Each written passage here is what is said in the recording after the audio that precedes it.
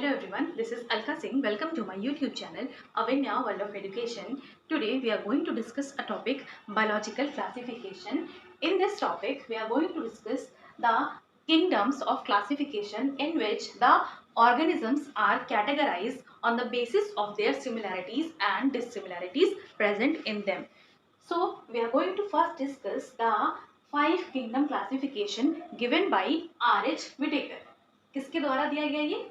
दिया गया आपका R.H. विटेकर के द्वारा इन द ईयर 1969 में। 1969 में R.H. विटेकर नाम के एक साइंटिस्ट थे जिन्होंने 5 किंगडम क्लासिफिकेशन दिया, जिसमें ऑर्गेनिजम्स को जितने भी इस वर्ल्ड में, इस दुनिया में जितने भी ऑर्गेनिजम्स थे उनको डिवाइड किया गया एक कैटेगरीज में, जिससे कि हम उनकी स्टडी या उनकी जानकारी हम एक सिस्टमैटिक वे में जान पाए। तो 5 किंगडम क्लासिफिकेशन जो है हमारा वो फेमस क्लासिफिकेशन है। इसके अलावा भी कई सारे क्लासिफिकेशन किए गए, like 2 kingdom classification, 4 kingdom classification, 6 kingdom classification, कई सारे क्लासिफिकेशन किए गए, बट उनमें सबसे ज्यादा इम्पोर्टेंट रहा आपका R.H. विटेकर का, जो कि ईयर 1969 में आया और उसको हम जानते हैं 5 किंगडम क्लासिफिकेशन के नाम से। फिर क्या हुआ कि 5 किंगडम क्लासिफिकेशन आया, जिसमें विटेकर ने क्या किया कि दुनिया की सारी चीजों को 5 किंगडम में डिवाइड कर दिया। हम डिवीजन कैसे करते हैं? हमारा डिवीजन करने का क्राइटेरिया है कि हम स्टार्ट करते हैं कैसे? हम स्टार्ट करते हैं किंगडम से। हम स्टार्ट करते हैं किंगडम से, फिर आता है हमारा फाइलम। किंगडम सबसे बड़ा है, फाइलम उसके बाद आता है, देन आपका आता है class, then order,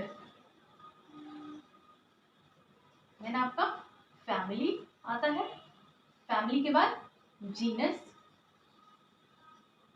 and then species, then आपका स्पीशीज आता है। तो हम स्टार्ट करते हैं किंगडम से। किंगडम जो है वो बड़ा टर्म है और स्पीशीज सबसे छोटा टर्म है। तो हम स्टार्ट करते हैं यहाँ से और खत्म करते हैं यहाँ पे। इसी को हम क्या बोलते हैं? क्लासिफाई करते हैं चीजों को। तो 5 किंगडम क्लासिफिकेशन में उन्होंने क्या किया? किंगडम जो स्टार्ट किया वो स्टार्ट किया मोनेरा से। मोनेरा को क्यों मोनेरा सबसे पहले रखा गया? क्यों रखा गया? क्योंकि ये थे आपके यूनिसेलुलर। यहाँ पे जो चीजें थी वो एक सेल से शुरू हुई थी। एक सेल से शुरू होंगी तो वो क्या कहलाएंगी? प्रोकैरियोट्स कहलाएंगी। तो मोनेरा को क्या बोला गया कि ये यूनिसेलुलर थे और ये प्रोकैरियोट्स थे और इनमें न्यूक्लियर मेम्ब्रेन जो थी वो एब्सेंट थी और मोड ऑफ न्यूट्रिशन इनका ऑटोट्रॉपिक था एज वेल एज हेटेरोट्रॉपिक भी था। तो ऑटोट्रॉपिक मोड ऑफ न्यूट्रिशन में कुछ क्या थे? कीमोट्रॉपिक थे और कुछ फोटोट्रॉपिक थे। कीमोट्रॉपिक में कुछ बैक्टीरिया आते हैं। मोनेरा का आपका सोल मेंबर ही है बैक्टीरिया। अगर आपसे कोई पूछे कि मोनेरा का एग्जाम्पल क्या है तो आप हमेशा बोलोगे बैक्टीरिया है। बैक्टीरिया में क्या हुआ कि बैक्टीरिया का इन्होंने क्या किया? 2 पार्ट में डिवाइड किया। एक बैक्टीरिया जो प्रिमिटिव बैक्टीरिया थे, जो क्या थे? प्रिमिटिव बैक्टीरिया थे, उनको डिवाइड किया गया आर्ची बैक्टीरिया में। और जो थोड़े बाद बैक्टीरिया थे, आर्ची बैक्टीरिया के बाद जो बैक्टीरिया आए उनको क्या बोला गया? You bacteria. यू बैक्टीरिया क्यों बोला गया? यू मीन्स होता ही है, यू मीन्स होता है आपका ट्रू। यू मीन्स क्या होता है? ट्रू होता है। और बैक्टीरिया तो आपका बैक्टीरिया है ही, तो यू बैक्टीरिया इनको बोला गया और आर्ची बैक्टीरिया इसके पहले वाले को बोला गया। आर्ची मीन्स आर्ची बैक्टीरिया का आपका एग्जांपल है हेलोफाइल्स जो कि सॉल्ट लवर होते हैं, और थर्मो एसिडोफाइल्स जो कि हॉट स्प्रिंग लवर्स होते हैं, वो बहुत गर्म जगह पे रहते हैं। और मिथेनोजेंस, लास्ट एग्जांपल इसका है मिथेनोजेंस। मिथेनोजेंस क्या है? वो रूमिनेंट्स जो है हमारे काउज बफलोज बोलते हैं, उनके ही गट में ये बैक्टीरिया प्रेजेंट होती है, methanogen. Now let us talk about the kingdom protista. Protista में क्या हुआ? यहाँ पे चीजें थी यूनिसेलुलर, अभी भी यहाँ पे क्या रहेगा? यहाँ पे अभी भी रहेगा यूनिसेलुलर,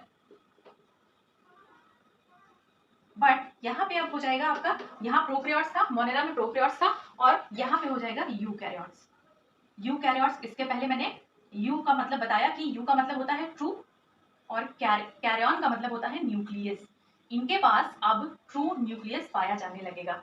इसके पहले न्यूक्लियस एब्सेंट होता था, मोनेरा में न्यूक्लियस एब्सेंट होता है। आप ऐसा समझो कि एक इवोल्यूशन जैसा होगा कि मोनेरा से बात होगा और एनिमलिया तक जाएगा। पहले छोटी चीज होगी, देन आपका बड़ी चीज होगी। जैसे कि मान लो कि आप पहले गांव में रहते थे, एक गांव में रहते थे, गांव से रहते रहते फिर आप क्या हुआ कि आपको समझ में आया कि यहाँ पे जॉब तो नहीं है, आगे चल के हमें शहर में जाके हमें जॉब मिल सकती है। तो आप क्या किए, वहां से आप माइग्रेट करके शहर में आए। तो और आपकी सारी चीजें, सारे सारे काम करने के ढंग जो है वो बदल गए। तो कहीं ना कहीं आप इवॉल्व हुए ना, आप इवॉल्व हुए। वैसे ही यहाँ पे सारे ऑर्गेनिजम्स जो हैं वो मोनेरा मतलब बहुत प्रिमिटिव से एडवांस तक गए हैं, मतलब मोनेरा से एनिमलिया तक गए हैं। और कैसे गए हैं, इवोल्यूशन करके गए हैं। इनके इवोल्यूशनरी एविडेंसेस मिले हैं कि मोनेरा सबसे पहला था और एनिमलिया अभी तक चल रहा है।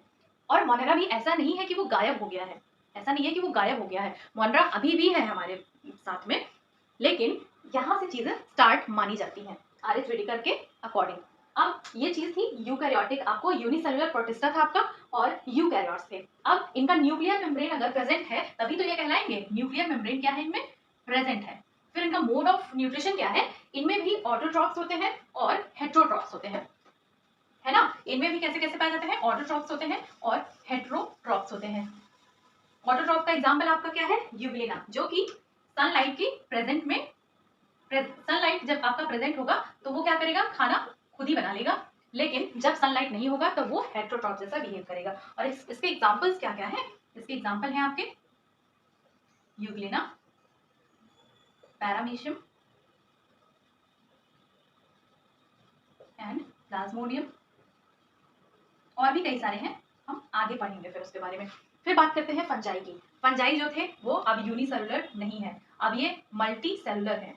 कैसे है, एक सेल से नहीं बने हैं, अब ये कई सारे सेल से बने हैं। इनमें न्यूक्लियर मेम्ब्रेन प्रेजेंट है, इनका टिश्यू लेवल का ऑर्गेनाइजेशन है, और इनमें मोड ऑफ न्यूट्रिशन कैसा है, हेटेरोट्रॉपिक है, हेटेरोट्रॉपिक है। और स्पेसिफिकली अगर बात करेंगे तो सैप्रोट्रॉपिक है, सैप्रोट्रॉपिक है। और इसका एग्जाम्पल क्या होगा, आपका एग्जाम्पल है इनमें अगैरिकस एंड एल्ब्यूको, एल्ब्यूको। और भी कई सारे एग्जाम्पल हैं, उनके बारे में हम एकदम अच्छे से डिस्कस करेंगे नेक्स्ट लेक्चर्स में। अब क्या है, प्लांटे है। 3 किंगडम आपने पढ़ लिया, पहला पढ़ा आपने मोनेरा, दूसरा पढ़ा आपने प्रोटिस्टा, तीसरा पढ़ा आपने फंजाई। वहां से चीजें स्टार्ट थी कि एक सेल से बने थे, वो यूनिसेलुलर बोले जाते थे। यहाँ पे आया, अभी भी दूसरी स्टेज में उनको यूनिसेलुलर ही बोला जाता था, बट वो यूकैरियोट्स हो गए, प्रोकैरियोट से यूकैरियोट्स हो गए। फिर अब फंजाई क्या थी, फंजाई मल्टी सेलुलर हुई, फिर यूकैरियोट हुई, इनमें न्यूक्लियर मेम्ब्रेन प्रेजेंट था और टिश्यू लेवल का ऑर्गेनाइजेशन था। अब प्लांट की बात करते हैं, प्लांट भी क्या है, मल्टी सेलुलर है। प्लांट आपके कैसे हैं, मल्टी सेलुलर है, और इनमें लेवल ऑफ ऑर्गेनाइजेशन मतलब वो सेल से बने हैं, टिश्यू से बने हैं, ऑर्गन से बने हैं, ऑर्गन सिस्टम से बने हैं। तो ये क्या है, ये टिश्यू से बने हैं या फिर ऑर्गन से बने हैं। और इनमें क्या है, प्लांट में क्या है कि सेल वॉल इनमें इनकी बनी होती है, सेल वॉल इनकी काइटिन की बनी है, सॉरी सेल वॉल इनकी सेलुलोज की बनी है, सेलुलोज की बनी है। फंजाई का सेल वॉल जो है वो काइटिन का बना है। इनमें सेल वॉल प्रेजेंट भी हो सकता है, एब्सेंट भी हो सकता है।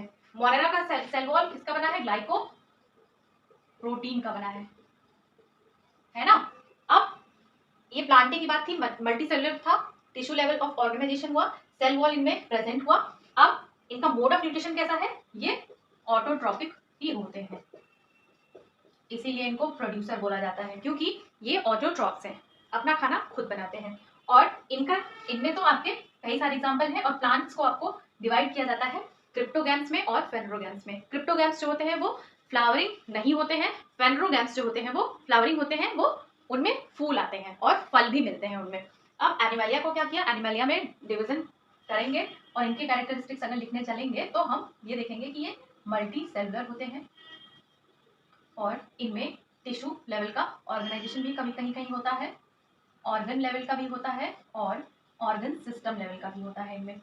और सेल वॉल इनकी नहीं होती है, ये सबसे सेल वॉल इनमें एब्सेंट होता है ना, समझ में आ रहा है। And the mode of nutrition in animalia is heterotrophic. Heterotrophic मतलब ये खाना अपना खुद नहीं बनाते हैं, दूसरों के ऊपर डिपेंडेंट रहते हैं, या तो प्लांट बेस्ड प्रोडक्ट पे या तो एनिमल बेस्ड प्रोडक्ट पे। तो ये थी आपकी बायोलॉजिकल क्लासिफिकेशन, जिसमें 5 किंगडम क्लासिफिकेशन की हमने बात की, जो कि आर एस व्हिटेकर ने दी थी। उन्होंने डिवाइड किया था मोनेरा में, प्रोटिस्टा में, फंजाई में and fungi, plantae and then animalia में। मोनेरा जो था वो बहुत ही प्रिमिटिव था। उसके बाद आया हमारा प्रोटिस्टा जो उससे थोड़ा सुधरी कंडीशन में था। फिर उसके बाद हमारा आता है फंजाई जो कि उससे बेटर कंडीशन में है। फिर फंजाई के बाद प्लांटे आता है, प्लांटे एडवांस से एक स्टेप पीछे था। फिर आता है हमारा एनिमैलिया जो कि मोस्ट एडवांस्ड ऑर्गेनिज्म है। This completes your lecture for today. I hope you like this session. Thank you so much.